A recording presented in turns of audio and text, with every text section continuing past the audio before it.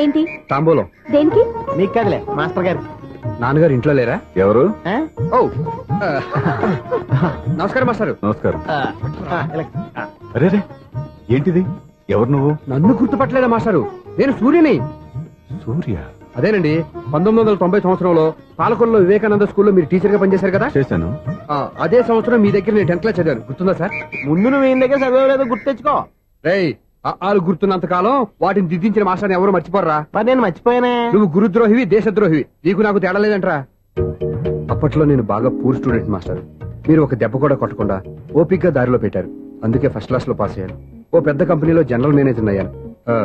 ఇప్పుడు కూడా నన్ను గుర్తుపట్టలేదా మాస్టర్? అది ప్రతి సంవత్సరం ఎంతో మంది స్టూడెంట్స్ చదువుతుంటారు, పాస్ అయి వెళ్లిపోతూ ఉంటారు. అందులో నిజమే, జైలుకి ఎంతో మంది ఖైదీలు వస్తుంటారో పోతుంటారో. అందులో ఎంతమందిని జైలు గుర్తు పెట్టుకుంటాడో. అదే బుద్ధిగా బడిలో కూర్చొని చదువుకున్న వాడికి, బడెగ్గొట్టి బీడీలు తాగడం నేర్చుకున్న వాడికి ఉన్న తేడా.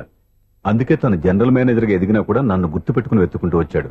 నువ్వేమో సినిమాలు తీస్తాను, డైరెక్ట్ చేస్తాను గాలి కబుర్లు చెప్తూ జీవితాన్ని పాడు చేసుకుంటున్నావు. మధ్యలో నన్ను పొగుడతారు ఎందుకు? మీ శిష్యుని పొగుడుకోండి. ఇది పొగడ్త కాదు, నా శిష్యుని చూస్తే నాకు గర్వంగా ఉంది. లక్ష్మి, అవును సూర్యనే. సూర్య మనం పాలకొల్లో ఉన్నప్పుడు నా దగ్గర చదువుకున్నాడు. ఇప్పుడు మంచి పొజిషన్ లో ఉన్నాడు. నమస్కారం అండి. అలా చూస్తున్నారండి, మీరు కూడా గుర్తుపట్టలేదా? తీసుకోండి మాస్టర్. ఏంటిది? దేవుడి దగ్గరికి వెళ్ళేటప్పుడు, గురువు దగ్గరికి వెళ్ళేటప్పుడు ఒట్టి చేతులు తెల్లకూడదు అంటారు. అందుకే మా వాడు గట్టి చేతులతో వచ్చాడండి. తీసుకోండి మాస్టర్.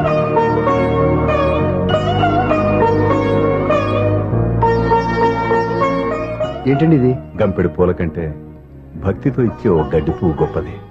నువ్వు ప్రేమతో ఇచ్చిన ఈ ₹1 నాకు ₹1,00,00,000 సమానం. స్వప్న, లోపల పెట్టమ్మా. ఈ పూలు మీరు పెట్టుకోండి.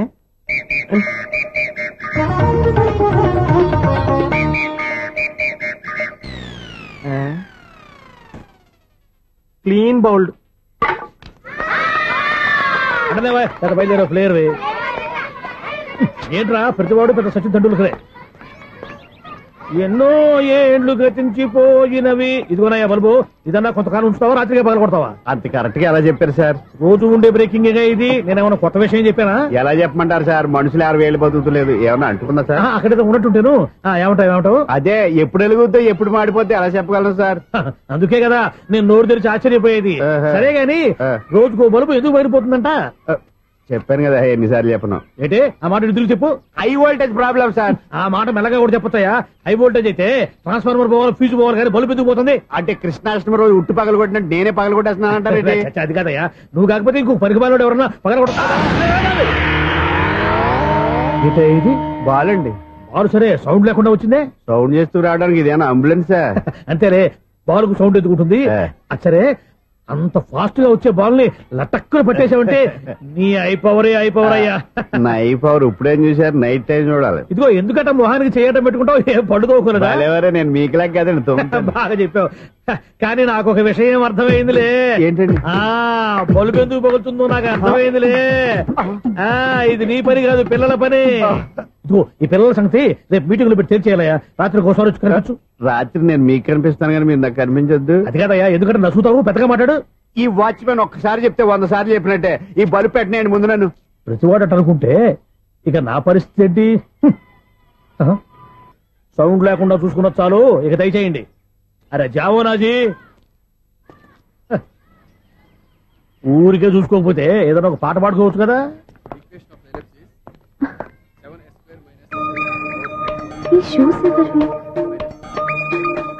-26y + 10 = 0. అరే, ఈ ప్రాబ్లం సాల్వ్ చేయడం ఇంత ఈజీనా? మరేమనుకున్నావు? అక్కన ఏ ప్రాబ్లం అడిగినా భయపెట్టి చంపేస్తుంది అంకుల్. అలా భయపడకూడదమ్మా. అర్థం చేసుకుంటే మ్యాథమెటిక్స్ అంత ఇంట్రెస్టింగ్ సబ్జెక్ట్ ఇంకోటి లేదు. మీకు మ్యాథమెటిక్స్ వచ్చా? వచ్చా, ఈ పుస్తకాలను రాసింది మన శిశిరా. నువ్వు ఫర్దర్ గా ఏం చదవాలనుకుంటున్నావు? ఇంజనీరింగ్. Very good. నేను కోచింగ్ ఇచ్చానంటే మెరిట్ గ్యారంటీ. నీకు ఎలాగైనా ఇంజనీరింగ్ సీట్ ఇప్పించే బాధ్యత నాది. ఏమైనా మాట్లాడతావా? నిన్నే అనుకుంటా. నన్ను కాదులే. నిన్నేరా? నేను రావడం ½ అవర్ లేట్ అయిందని ఎవరితో పడితే వాళ్ళతో మ్యాథ్స్ చూపించుకుంటావా? ఎవరో ఏంటమ్మా, నా దగ్గర చదువుకున్న నా స్టూడెంట్ నా కొడుకు నేర్పిస్తూ ఉంటే నాకెంత సంతోషంగా ఉందో తెలుసా? నేర్చుకున్నాడు, మధ్యలో నన్ను కామెంట్ చేయడం దానికి? అది సరే, నువ్వు వెళ్ళిన పని ఏమైంది? ఏం కాలేదు నాన్న. స్వప్న, ఈ కాఫీ తీసుకెళ్ళి వాళ్ళకి ఇవ్వమ్మా. ఇంకే మర్యాద లోటు లేకుండా జరుగుతుంది అనమాట. ఏమైంది? ఏమైందేంటి? అతను ఎవరో ఏంటో పూర్తిగా తెలుసుకోకుండా గడపలోకి ఎందుకు రానివ్వాలి? ఎవరో ఏంటి, మీ నాన్నగారు స్టూడెంట్ అని చెప్పాడు కదా. మనిషి మంచివాడు, మర్యాదస్తుడు. పైగా మన కుటుంబం అంటే. చాలు చాలు ఈ ఉపన్యాసాలు. వెళ్ళి కాఫీ సమర్పించుకో. నీకు ఈ మధ్య పిచ్చుకోపం ఎక్కువైంది. పిచ్చి నాకు కాదు, నీకు పట్టింది. అతని మంచి మర్యాద ఏంటో ఆ దొంగ చూపుల్లోనే తెలుస్తోంది. ఛ! ఓకేగా? కాఫీ ఈ ప్రాబ్లం సాల్వ్ అయిపోయింది. థ్యాంక్స్ అండి. తీసుకో బాబు. ఏంటంటే స్వప్న కోపం కాఫీ కన్నా వేడిగా ఉన్నట్టుంది. అది కోపం కాదు, జాబ్ కోసం ఇంటర్వ్యూకి వెళ్ళింది. రిజల్ట్ ఫేవర్ గా రాకపోయేసరికి అప్సెట్ అయింది. స్వప్న జాబ్ కోసం ట్రై చేస్తుందా? అంత రియాక్షన్ అవసరం. ఈ ఓవర్ యాక్షన్ ఆపు. ఓకే, అసలు ఈ విషయం నాకు ముందే చెప్పొచ్చుగా. మా సమస్యలు నీకెందుకు చెప్పటం అని. అదేంటి సార్, మీ సమస్యలు నా సమస్యలు కావా? నేను మాస్టర్ అనే గౌరవంతో మీకు ఎంత దగ్గర అవుదాం అనుకున్నా, మీరు మాత్రం నన్ను దూరంగానే ఉంటున్నారు. అచ్చి బాబోయ్, ఈ సెంటిమెంట్ మీద ఎక్కువ వర్కౌట్ చేస్తున్నాడు. ఒరేయ్, మా అమ్మాయికి ఉద్యోగం కావాలి, ఒక మంచి ఉద్యోగం చూసి పెట్టాలని ఒక్క మాట ఆర్డర్ వేసుంటే నిమిషాల్లో వెళ్ళి క్షణాలు ఉద్యోగం సంపాదించేవాడిని. నీకెందుకు అనవసరంగా ఇబ్బంది. మీరు ఇంకేం మాట్లాడదు, నన్ను ఆశీర్వదించి పంపించండి. స్వప్నకు ఉద్యోగం గ్యారెంటీ. ఇదిగోండి సార్, అపాయింట్మెంట్ ఆర్డర్. ఇంత త్వరగా ఉద్యోగం ఎలా సంపాదించావయ్యా?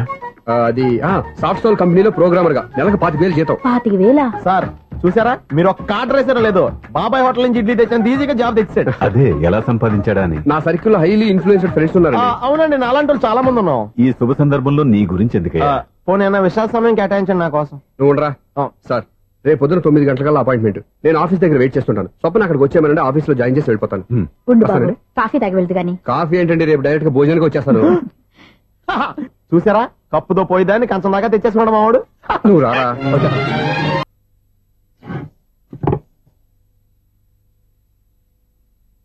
అన్నం పెట్టనా? రామ్మా కూర్చో. చాలమ్మా.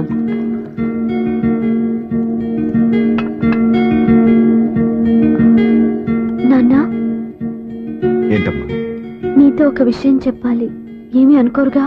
చెప్పమ్మా. ఈ జాబ్ చేయటం ఎందుకో నాకు ఇష్టం లేదు. అర్థమైందమ్మా. నీ అంతటా నువ్వే ఉద్యోగం సంపాదించుకోవాలని నీ ఆలోచన. నీ ఉద్దేశం మంచిదే కాదమ్మా, కానీ రేపు ఈ జాబ్ లో నువ్వు జాయిన్ అవుతున్నావు. నాన్నా, నేనెందుకు చెప్తున్నానో అర్థం చేసుకో. నా కూతురికి ఉద్యోగం కావాలని నేను అడగకుండానే అపాయింట్మెంట్ ఆర్డర్తో వచ్చాడు సూర్య.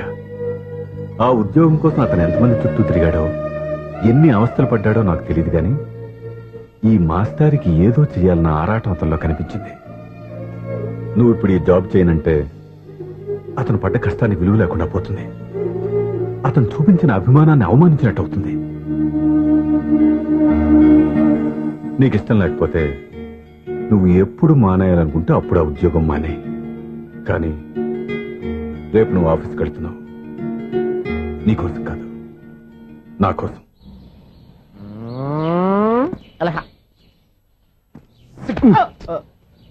టైం అయిపోతుంది, ఇంకా మీ మిస్సం రాలేదటి. టైం ఉంది, ఇంకా 3 నిమిషాలు ఉంది. 3 రోజులు వెయిట్ చేసిన వస్తుందని నమ్మకం నాకు లేదు. నాకు నమ్మకం ఉంది స్వామి. నీకు ఓపెనింగ్ నుంచి నమ్మకం ఉంది, నాకు శుభంగా అడ్డాడిదాకా నమ్మకం లేదు స్వామి. శుభమాని అమ్మాయికి ఉద్యోగం ఇప్పిస్తుంటే రాదు, నమ్మకం లేదంటావు. అపశకునాల పక్షి. ఏయ్, ఈ టైటిల్ అయితే చాలా బాగుంది. అపశకునాల పక్షి, కింద క్యాప్షన్ రెక్కలేవు. ఎలాగుంది? అదిగో వచ్చేసింది. అయ్యి బాబోయ్, ఈడేంటి రాజధాని ఎక్స్ప్రెస్ కంటే ఫాస్ట్ వెళ్ళిపోయాడు. రండి రండి, ఇప్పటిదాకా మీ గురించి ఫిలిం బాక్స్ కోసం వెయిట్ చేస్తున్నాం. వస్తారని నేను, రారని ఆడు. పెద్ద మినీ ఫైటింగ్ అయిపోయింది అనుకోండి. నేను రానని ఎందుకు అనుకున్నారు? వచ్చేదాకా వస్తారని తెలియక. Good morning Swapna. Good morning. నేను చెప్పానా ఈవిడి గురించే. Good morning. నేను ఈ కంపెనీ రీజనల్ మేనేజర్ని. సార్, మీరు బయటకు వచ్చి రిసీవ్ చేసుకోవడం ఏంటి? మా నోడు తలుచుకుంటే మీకోసం సీఎం అని కూడా ఇక్కడ తెచ్చేస్తాడు, సెక్యూరిటీ లేకపోతే. కొంచెం ఓవర్ అయినట్టుంది. ఈ సీన్ కంటే అవసరమా? మీరు రండి. Okay sir. చెప్పు.